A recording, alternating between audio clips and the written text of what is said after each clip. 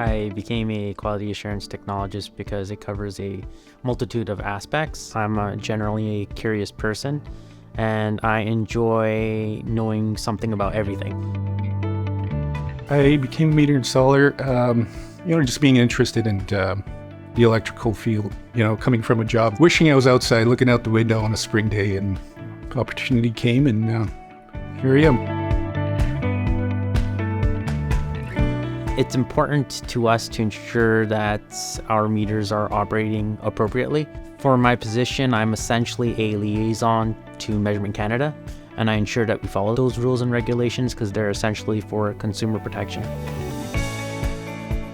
Meter installs are pretty basic, but anything could happen for an arc flash and the spray all over you. That's why we wear the FR to protect us from getting hurt. We are doing it safely.